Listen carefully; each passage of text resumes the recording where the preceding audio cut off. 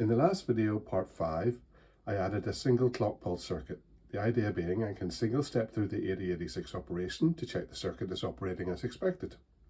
I created a binary file, and at location FFF0 in the EPROM, I added machine code instructions to add values to the lower and upper parts of the AX register.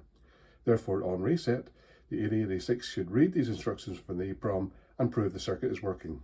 So I now need to load the code into the EPROM, power up the board, and step through using the single clock pulse. Here I have a schematic of how the circuit should operate. I have a NAND gate connected from the latch to the EPROM chip enable. So when the address in range 8000 to FFFF are sent on the address bus, the EPROM will be enabled. I've added the read signal from the 8086 output to the output enable pin on the EPROM. So when the 8086 wants to read data, it will drive that pin low and read the data from the EPROM. As we loaded B020 into the address FFF0 and FFF1, it should read this B020 from the EPROM. So it should see something like this. Here FFFF0 is put onto the latch. The latch keeps that value of FFF0 address. The chip enable is enabled because that address is within the range of 8000 to FFFF on the EPROM. The 86 will then go into read and set the read signal low, and the 8086 will swap the address to the data bus, and it should read then the B020 machine code from that instruction on the address FFF0 and FFF1.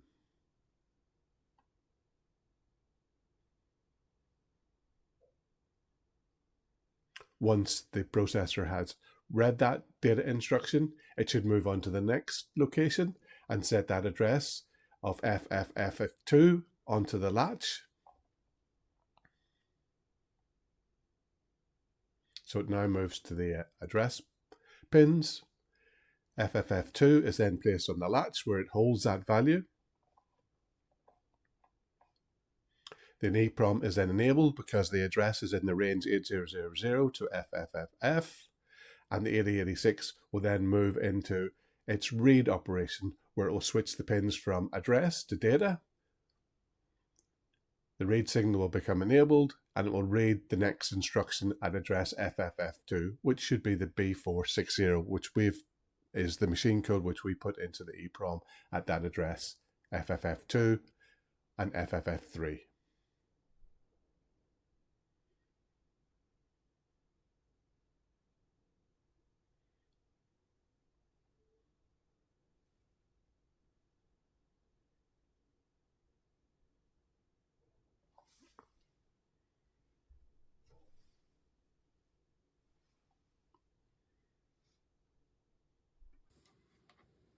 This is the EPROM program I'm going to use. I connect it to the USB port so I can connect it to the XG Pro code.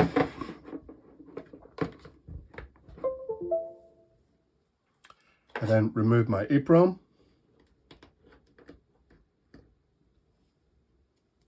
and place it in the EPROM programmer. This application is called XG Pro. It's the application I'm using together with my EPROM programmer to load the binary file I've just created into my EPROM. I've added the EPROM into the programmer and I've selected the chip that I want to use, which is a W27C512. I then click Program. It checks that it is a W27C512. It tells me where I need to load it into my socket. I click Program, and it starts to load the program into the EPROM.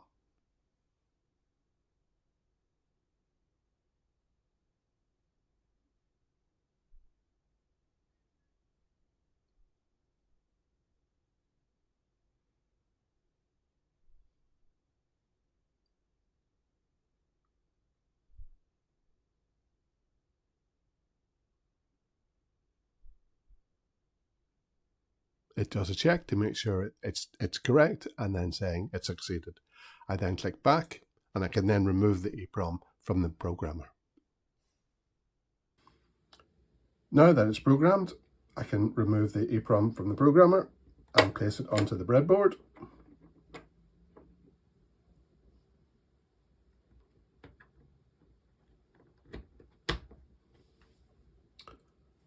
I can then take the programmer away and connect the power supply to the board. Now with the EPROM placed into the 8086 circuit and with its binary code loaded, all we need to do is connect the power supply, start the reset signal, which is 4 clock pulses, let go of the reset, go through the initialization of the 7 clock pulses, and then step through and see how it's reading the code from the EPROM into the 8086. But how do we do that? How can we see it's actually working? Well, what we need to do is maybe connect the Arduino. So we could connect our Arduino to this board and then monitor the data pins. We could see if it's actually reading the data. So in the next one, I'll close off and connect the Arduino. How can I tell it's actually working? What I need to do is somehow read the data that's being sent to the 8086. If I can use the read signal on the 8086 to capture the data, I can step through and look to see if the 8086 is reading the machine codes B0, B4, and 04. So if I could modify my original Arduino code, which I have done here. Here before I was reading the address lines, but here I've modified it just to read the 16 data lines connected to the 8086. I defined this RD as 2 because I'm going to use pin 2 and use the read signal on this. First of all, this is setting the 16 lines to be inputs. This code then is setting the input on pin 2 to be read. I'm then connecting the read line, which I'm going to connect to pin 2 in the Arduino. And in this case, when the signal is sent out from the 8086 to say reading, it's active low, so it's actually using the falling edge. We were using the ALE before, we were using the rising edge, but in this case we're using the read. So we're going to capture whenever the read signal goes low, what the values are on the data pins. So here is what the onRead is doing. It's basically reading through every one of the pins on the data lines. It's then printing it out. It's also giving me a total so I can see what the total, so as well as it having it in binary, I can then see what it is in hex, and it's then printing it out. So if I load that into my Arduino, start up the 8086, it should default to FFFF0, and then I can read through and see if it's reading those codes B0, B4, and 04. So here I have my Arduino connected. I've got the 16 digital input pins of the Arduino connected to the data lines on the 8086 so we can read the data lines. I have the pin 2 connected to the read line. The read line will then, whenever it falls, should then trigger the data capture and we can see what data is being read as we step through. When I connect the board to the plus supply, I can then step through, clicking the clock pulses to step through one at a time and using my reset, and we can see what the data captures. I connect my Arduino. I then upload the code to the Arduino. As you can see, it's saying compiling, uploading, done uploading. I then will start the serial monitor so we can see the data that's being captured. I connect the +5 to the 8086 board and press the reset and go through 4 clock pulses on the reset. We should get some spurious data that comes out until the reset is done. And then after the reset, we go through some clock cycles until it resets. And so we get a lot of spurious data comes out. And then eventually we get the B0, the B4, and the 04. So it is actually reading the data that's coming from the EPROM, and we can see it's reading B0, B4, and 04, which are the codes that we actually put in. However, you'll see it's also got FF. Now, why is that? Well, this is because the 8086 is reading 16 bits of data, but we've only got the one single EPROM connected with 8 bits of data. So it's actually not reading the other commands that we actually have. It's only reading the 8 bits. So the B0, the B4, and the 04. What we need to do is connect two EPROMs and have 16 bits of data, and then we can load in the machine code into both EPROMs, and that's what we're going to do in this next stage. As I close off on this part 6, I just want to emphasize what we have seen. The circuit is operating with the address being latched, the EPROM being enabled by the NAND gate. I loaded the machine code instructions at address FFF0, then FFF1, FFF2, FFF3, FF4, and 5.